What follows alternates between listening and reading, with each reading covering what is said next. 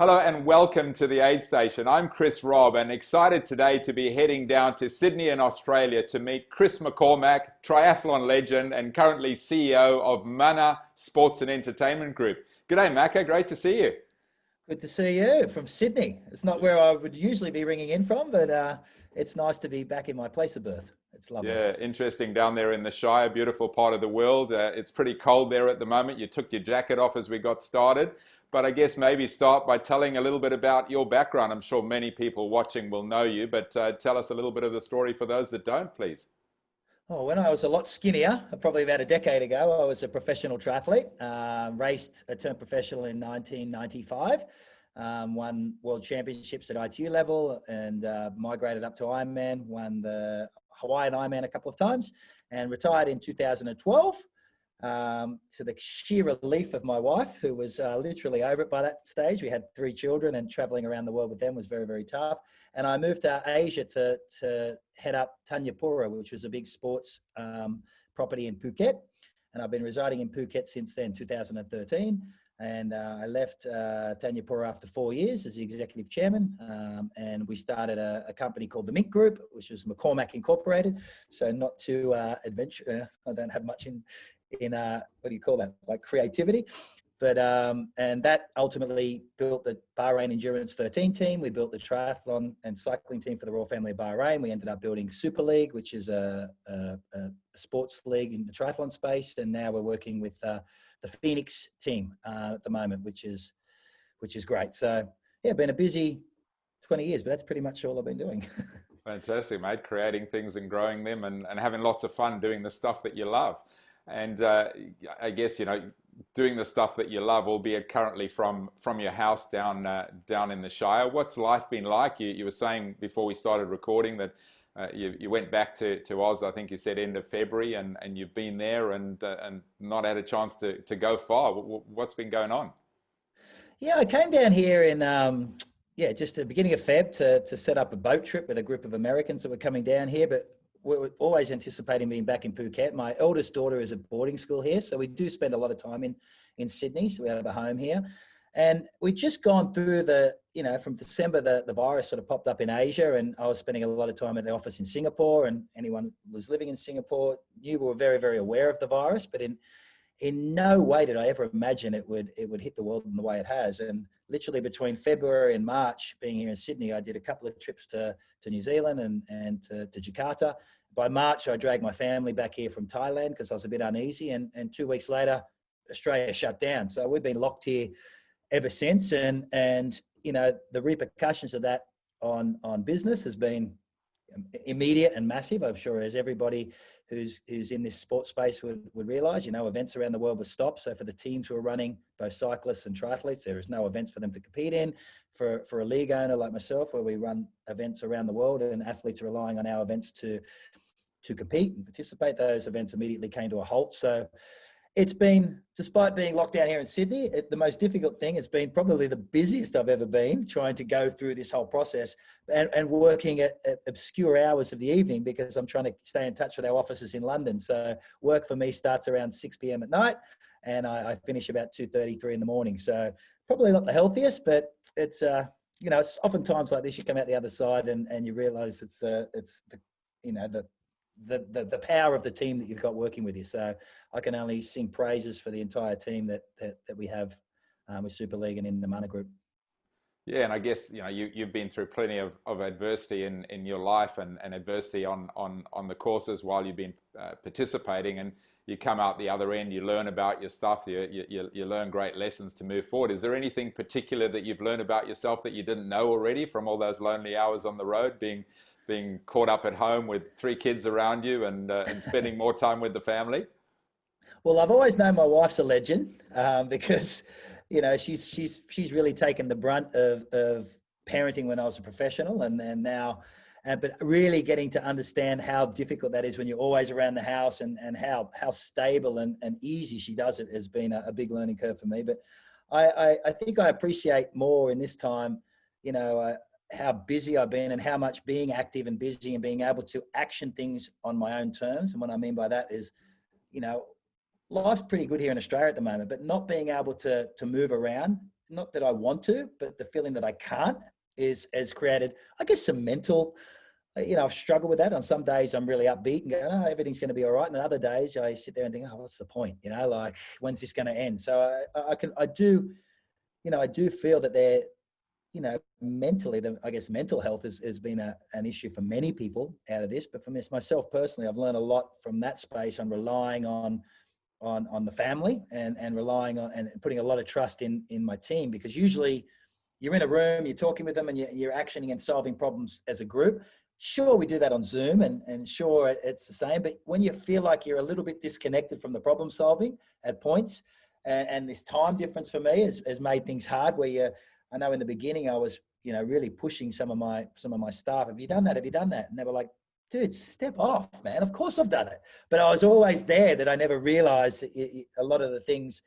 I never picked up the strengths of a lot of the people that were working in my organization, because I was so part of the process. I never really let them run free and do what they're doing. So I guess the takeaway for me is to try and stay healthy mentally and get through this, and just give huge kudos to my team and I guess not apologize, but recognize how magnificent they are and how marvelous they've been in this situation. Yeah, that's a great story around that, isn't it? You sometimes that need to step back and look and let them do their own thing, so to speak. Yeah, and I guess, so many challenges along the way. You spoke that you've had to close down your Singapore office. Some of your staff in London are furloughed. What have some of those challenges been? The whole season's gone, as you already alluded to, but what have been some of the biggest challenges, and how have you overcome them? I think honestly, the biggest challenge was, I guess it was like the world was sort of split in two early in February, March. There was what was happening, sure, there was what was happening in Italy, but I felt like the UK, where our offices were, they weren't really connected to that. But in Asia, we were very, in Singapore, it was masks. It was very, everyone was very aware of the virus. And I was having these early conversations where the Singapore office was talking to the London office going, hey, what are we putting in place for COVID? What are we doing? And a lot of the London office was like, what's COVID? What are you worried about? It's so there was a big disconnect there. So we were sort of heading in one direction in the Asian offices to truly prepare for the pandemic to some degree. And we were getting criticized, I guess, by the London office at that point, that we were being overly cautious and worrying about things we shouldn't worry about. And then that literally changed, like in hindsight, it changed over a 6-week period. But when you're living through that 6 weeks, that disconnect was very, very tough. And ultimately we made a decision. The Singapore office was a smaller office, and two of our people working in the Singapore office were from the UK, so they moved home. They wanted to be back in the UK, and we made the decision to close down the Singapore office until we were looking at bringing events back online in 2021, physical events. And we just migrated our entire calendar from 2020, opted to take the year off and put some people off, which was tough, and keep as much staff as we possibly could and push through the period. I think, we couldn't sit there back and think, oh, poor us, because everybody in every industry was going through it. So it was just a matter of buckling down, looking what we can and can't do, being realistic with our expectations, resetting and rechanging all the goals we had, and not getting, just staying on what we do well, is problem solving. And there was a new problem, we need to solve it, and knowing at some point we get out the other side and we can push forward then.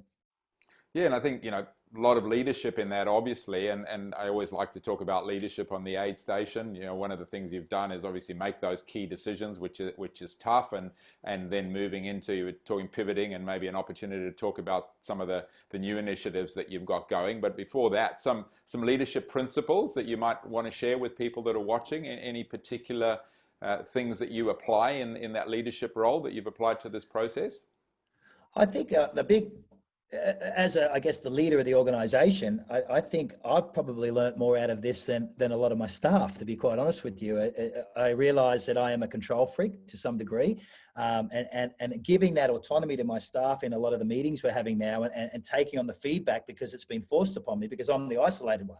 They're in the offices or they're at home in London, but I'm the isolated one. So coming back to work in the evening or in the mornings, my time, when a lot of the work's been delivered, and I'm seeing the quality of the work, where before I was so on top of them, and realized they probably did a better job on their own than I would have done had I been there with them. I'm probably a little bit of the bottleneck. So from a leadership perspective, I think I've taken away that that I need to take a little bit of a step back a bit and trust your team, which every leader has to do, just to give guidance as opposed to strict rule. And not that I was ever that type of guy, but I think it's just been the ability for me to relax and appreciate that I have great staff. We employed them well. They're committed to the project. They're committed to the company. They love what we're doing. And that mix of ingredients within any culture and any staff is a great culture to have in an organization, and great cultures get great results regardless of the problem. And so from a leadership perspective, in that sense, it's basically, I should speak less and let my team action more and just come in and give direction where it's needed. That's a great realization, and there's not every leader would put their hand up and acknowledge that. So good on you for that, mate. That's that's hugely valuable, I'm sure, as you go forward. Mate, there's a lot more smarter people than me in my organisation. I've realised that very quickly. That's what they say, isn't it? Get many smarter people. The minute you become the smartest person in the room, it's time to change rooms. Yeah, well, I've got a long time before I need to change rooms. That's for sure. And look, you've done quite a lot of innovation during this time. I've seen a lot of digital stuff, some great content coming out, some new initiatives. Anything that you wanted to quickly share about those? Yeah, I guess once we realised we had to take away the events and we wanted to stay relevant and content became. We've always been a very content-driven organisation at Super League. And it became a bigger part of what we're doing. So focusing on delivering good content, going back in the archives and trying to be more creative and storyboard some better stuff, both digitally and where we could, socially. That was key. And we've got a great marketing team that were doing that. And a lot of that content, we've grown our audience substantially at much higher numbers than we had we been delivering events, because I think our whole team is focused in that space, because everyone has to be. And then we sort of got onto that esports space. We worked with Zwift and we delivered a lot of esports races with our athletes, and we had our own event series. We put up prize money, and Will McCloy in Australia, who's our commentator for the series, and myself were getting up at 3 a.m. in the morning and calling these Zwift cycle races with Alistair Brownlee and the Olympic champions, Vincent Louis, all these athletes from all over the world. And the athletes responded to that and really liked it, because it was a closed league. We got a lot of spectators coming in, were spectators digitally. We were driving them through our social platforms using Instagram and those things, and that gave us the idea of somehow, this esports is this big, big buzzword at the moment. I'm not a big fan of esports, to be honest. I prefer the real thing. It's like watching cartoons, in my opinion. But but we realised there was a lot of uptake and a lot of people were engaged in this, and so we've decided we're going to deliver what we call the Super League Arena Games, which is we're delivering one event in Rotterdam on August 23 and 24, and one event in Oslo, where we have the 10 best athletes in the world, male and female, coming to a swimming pool, all COVID safe, and they'll race in the swimming pool in real terms. We'll film that. They'll get onto a bike machine, and that'll all be done on an esports platform, Zwift, and they'll do the same on a running machine. And we're going to try and build a racing package that people can view and watch, which will be very, very interesting. It's very much an experimental thing for us, but it's going to be very tech driven. See heart rates, power. Talk to athletes while they're competing. Bring in coaches into the play, because when athletes are on a bike machine and they're not got their head up, they're just driving out as much power as possible. Knowing where they are in a race, we're going to allow coaches to come in and coach the athletes while they're on that stationary bike. Just trying different innovative things within the triathlon space, which is what our expertise is, and see how we go. And the feedback, all the athletes, I can tell from a professional perspective, are dying to race. They're dying to pin a number on. So they are super, super excited about it. And it seems that a lot of the cities are looking for something and ticking that box on delivering an event that has, some audience and you're able to push it out, but that is COVID safe, brings in great athletes, and can potentially scale over time as certain restrictions open up.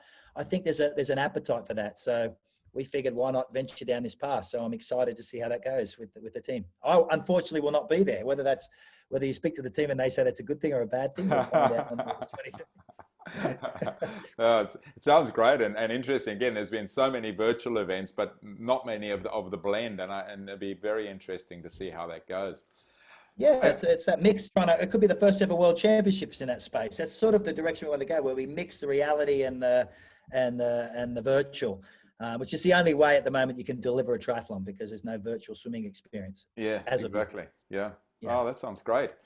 I always love to end with something inspirational. You've clearly inspired many, many people, thousands, hundreds of thousands of people all over the world, probably millions. But what about an inspiring story, that's something that's maybe inspired you, or something that you've experienced to leave people that are watching with, please, Chris?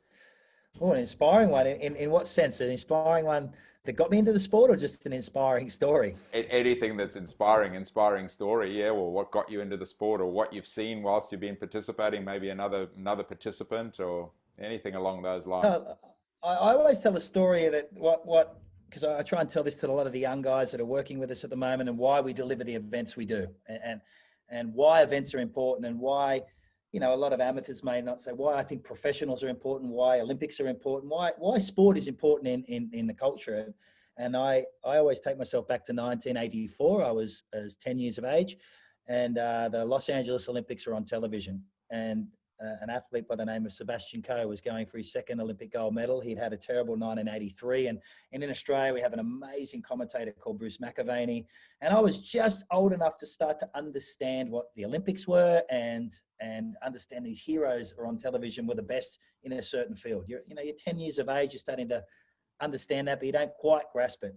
And I watched Sebastian Coe beat Steve Cram this day in a sprint finish, 3:32.53. He ran in the 1500 to win his second Olympic gold medal, and he put both hands up to the press that was sitting just past the finish line, who the whole world had turned their back on him. Said this guy can never win again. He got criticised for being picked in the British Olympic team because he hadn't had a great 83, despite being incredible in 82 and 81 and an Olympic champion in 1980. You know, he's the man. He's now head of the IAAF. I recall that race happening. I'd never even thought of being a runner. I never even knew what running was, except what I was doing when my older brother was chasing me to bash me up, and my father was trying to hit me. And I turned to my dad and said, "Can you buy me some running shoes? I want to be that. I want to go to the Olympics as a runner." And that's what got me into the sport got me into endurance sports. Just watching an individual. And I say to people, what's inspiring about being a champion, or is the influence you can have without realizing you're having an influence. And why race directors and events directors and all these people are important is because you change people's lives. And had I not watched that single event, the Olympic Games, which we all like to criticize the Olympics, and sure, it does things right and wrong, but had I not sat there as a kid and watched that, I would never have had the life I had. I don't know where I would be. And it's that inspiration that of a man who I now have met multiple times, and I've told him that story myself. I've commentated, I know the event inside out. If you make me call the 1984 1500 meters, I can commentate the whole thing. And it's and that's it, it's an inspiring story for me, because as I said, an individual I never met, never knew, could have that much influence on a young person is noble and massive. And that's what continually drives me in the sports space, is the potential change that sport can bring. And sure, we're going through this difficult time with COVID, but what's on the other side of this could be amazing. And young kids right now, my son's one of them, is an 8-year-old boy who may come out the other side of this and go to his first event that he remembers at that age when you start noticing things, and it could change his life. And that's why, it's inspiring, and that's why I do what I do, and that's why I'm looking forward to all of us in this space, in the event space and the sports space, of continually pushing forward, fighting for what we believe in and what we love, and coming out the other side and doing amazing things. No, it's just a great way to end, and you're a champion at that. I've experienced it firsthand. My little 5-year-old boy did your event down here in Bali, and he still talks about it, still wears the shirt, and I remember you so clearly giving your time to those young people. And there's two people who stand out that I've seen. Robbie McEwen's another one. Robbie used to work on my cycling event, and Robbie would be there for hours afterwards, signing autographs and posing for photos. And this amazing ability that we have in our industry to change people's lives is so powerful. I have no doubt that much more of it's going to come. Always great to talk. We could talk for hours more. Thanks so much for making the time. All the very best coming forward, and looking forward to seeing you in person again, Macca. Thanks so much. Cheers, Chris. Thanks, mate.